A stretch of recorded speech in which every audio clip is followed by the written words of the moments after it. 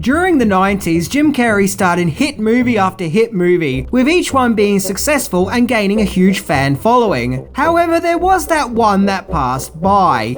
Yep, that time where he played a quirky and sinister cable guy who turned Matthew Broderick's life upside down. Released in 1996 at the height of Carrey's fame, CableGuy tells the story of architect Steven, played by Broderick, who moves into an apartment due to his failing relationship, where he asks a socially awkward cable guy called Chip to install free cable channels. After doing so, Chip increasingly hangs out with Steven more and more, where it's learned that Chip grew up with an absent single mother and in return grew up with TV instead and is obsessed with movies. After Chip's behaviour becomes increasingly strange and erratic, Steven tries to absent himself from Chip, who then makes it his mission to destroy Steven's life. In this dark satire, exploring the anxieties of having someone who is obsessed with you out to ruin your life. Yep, today we are looking into 10 things that you didn't know about the Cable Guy, the movie that explores the dark side of Jim Carrey's comedy, where he plays an erratic stalker. As we try to figure out why this movie didn't do as good as other Jim Carrey movies and if it deserved better. So, let's check it out.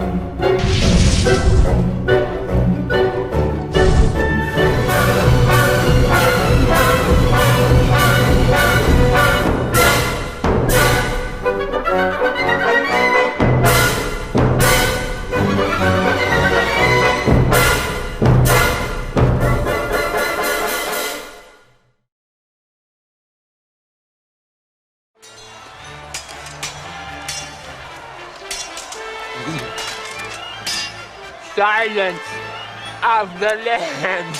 Hello, Clarice. It's good to see you again. Number 10, based on a strange midnight encounter. When the truth is found. The Cable Guy was the brainchild of prosecutor turned scriptwriter Lou Holtz Jr., of which, according to IMDb, Cable Guy is his only movie credit. He got the idea for Cable Guy when he visited his mother's apartment in Los Angeles late one night, when he also saw a cable guy working in the complex, and felt confused as to why this cable guy would be working there so late, which admittedly is kind of strange and creepy. Holtz wrote a first draft of the script, of which several studios were interested in the script and put in bids, but it was ultimately Columbia Pictures who won the rights and agreed to turn the Cable Guy script into a movie.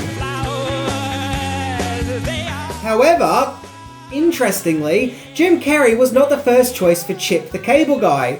Nope, that was another talented comedian. Number 9, original guise of the Cable Guy.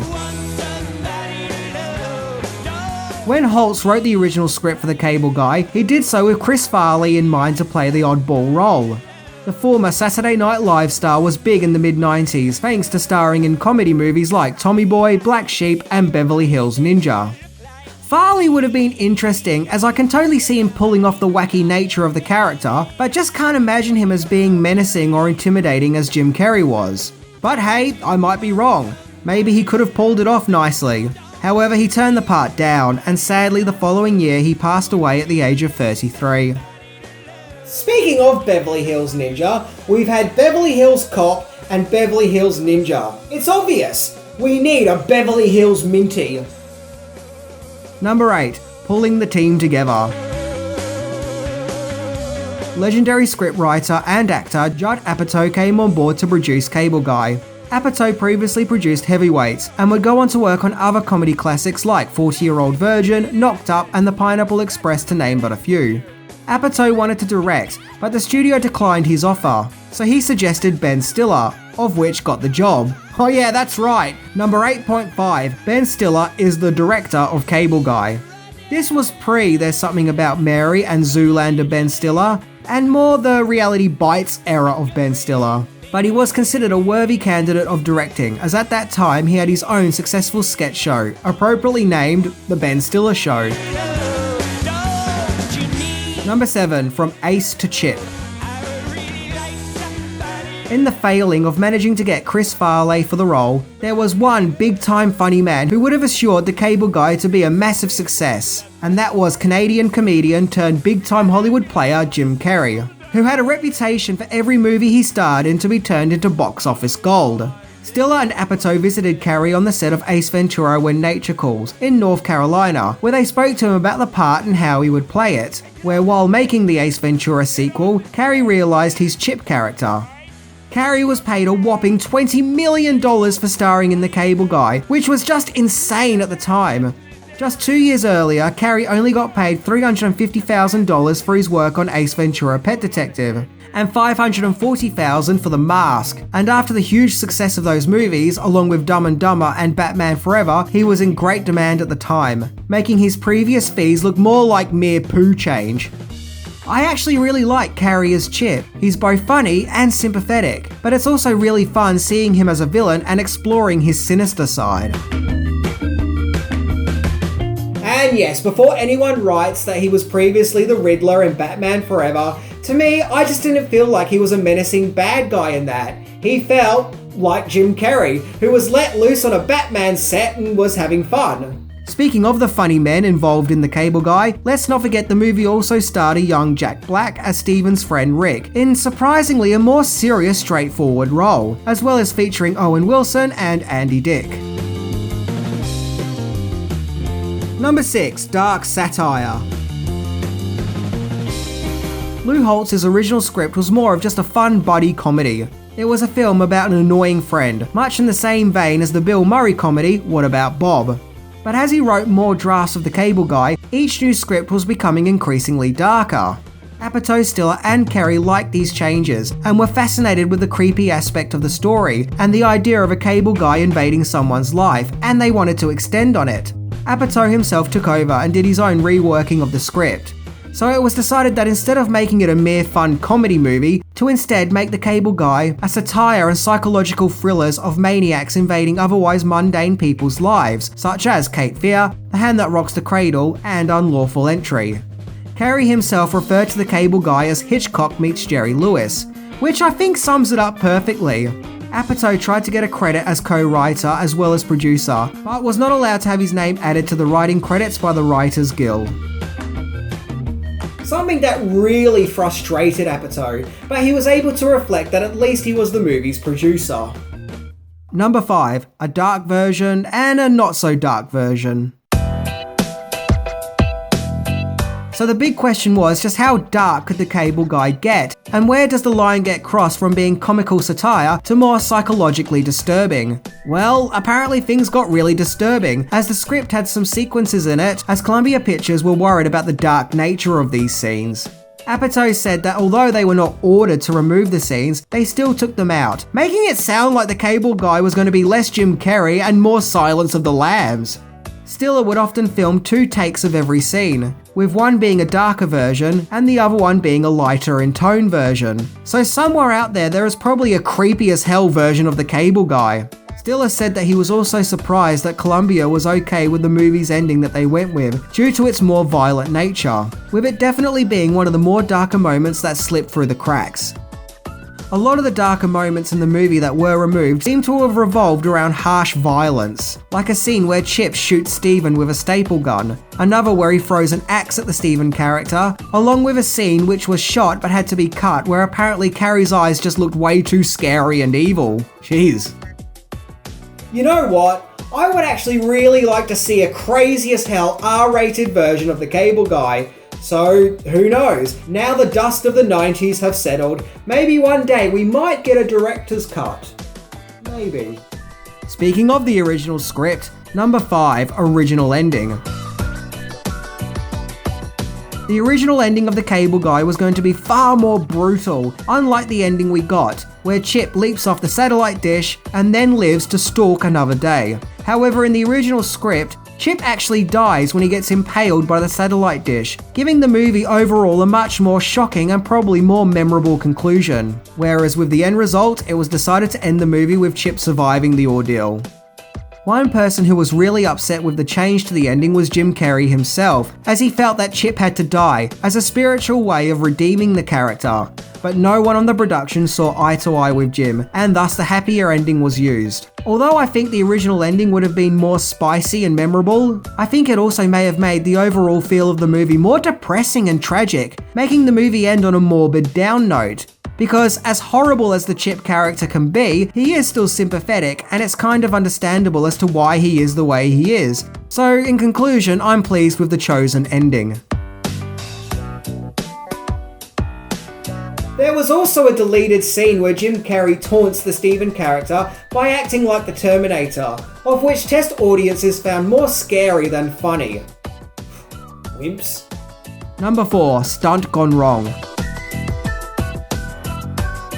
In the Cable Guy, there is a scene where Chip joins Steven and his friends for a game of basketball with disastrous results. The sequence was tough enough to shoot as Carrey didn't know how to play basketball, explaining that he's Canadian, he doesn't know a thing about basketball. But it's nothing that Carrey's stunt double couldn't fix. However, the stunt double got more than he bargained for. As for the scene where Chip does a slam dunk, causing the glass background of the basketball ring to shatter, due to a miscalculation by the stunt coordinator, the shattered glass went in the wrong direction, causing chunks of shattered glass to tumble down on the stuntman's face and down the front part of his body, which could have caused serious injury but thankfully didn't. It didn't, however, stop the stunt coordinator from getting swiftly fired right there during the take. And yes, the footage of the stunt double getting covered in shards of glass did make it into the film. So despite being a potentially disastrous accident, it still looked pretty cool. Number 3. Matthew Broderick's hassles with the medieval fight scene. There is a sequence in the movie where Chip and Steven go to a medieval-themed restaurant called Medieval Times, of which, for those outside America, is actually a real chain of restaurants, and the scene was actually filmed at the Medieval Times in California. In the sequence, Chip and Steven have a medieval fight in the restaurant's makeshift arena, which is an actual thing that guests can do at the restaurant, and the sequence is full of homages to the Star Trek episode Amok Time, on the account that Ben Stiller was a massive Star Trek fan. However, the scene was no joy for Matthew Broderick, as the scene required him to ride a horse, of which he is allergic to horses, and spent the whole time filming the scene trying desperately hard not to sneeze, which is an achievement not to be, sneezed at. He also found the fighting scenes to be draining, as the shoot for filming the fight scenes could take up to 16 hours each time. Speaking of behind the scenes, the Cable Guy somewhat predicted the future, as Chip speaks about the power of free cable and its possibilities. You can do your shopping at home or play Mortal Kombat with your friend in Vietnam. Of course, now we're in a day and age where online shopping is common, as is playing video games live with people from all around the world. Number 2. Complaints from another Cable Guy. Co-writer and producer Joe Apatow claimed that just before filming started for the Cable Guy, he got a call from Larry the Cable Guy's manager, urging him not to call the movie The Cable Guy, fearing it'll hurt Larry the Cable Guy's image. Now, not living in America, I don't really know much about Larry the Cable Guy. Is he funny? Is he not funny? Is he loved? Is he loathed? I honestly can't say. All I know is that he's a comedian and voiced one of the cars in the Pixar car movies. He apparently was fearful the movie would tarnish his Cable Guy image, but Apatow admits that he didn't have anything to worry about, explaining that Larry the Cable Guy has had a lengthier and more successful career than the Cable Guy movie.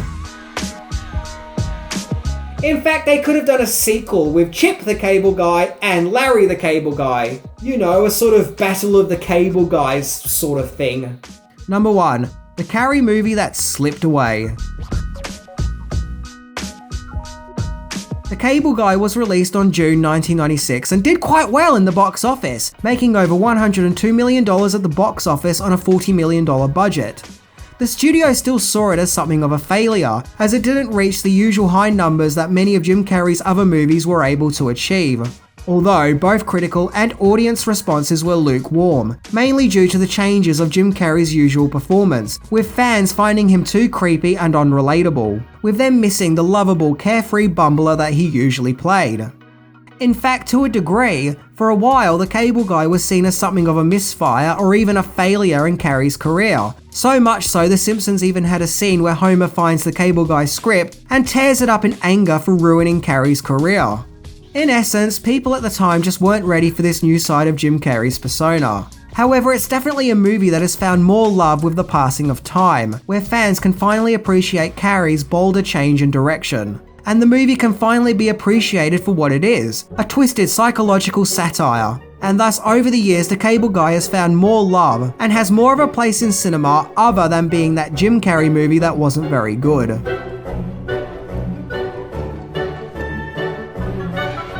I really appreciate how the Cable Guy added more layers to Jim Carrey's persona, which started him on a track to taking on more experimental roles. In movies such as The Truman Show, Man on the Moon, The Majestic, Eternal Sunshine of the Spotless Mind, Number 23 and Kick-Ass 2, among others. But in order to get there, the Cable Guy is the push Carrey needed to expand his talents. So it was a necessary movie. It's not a movie I watch over and over again, but it's a film that when I do watch, I find it enjoyable enough. And having Carrey as an obsessed stalker is an interesting scenario, so all Carrey fans should check it out. Anyway, I'm Minty, and I can totally see more stories of the Cable Guy going on through the graphic novel format. You know, just saying, I would totally read that. See ya!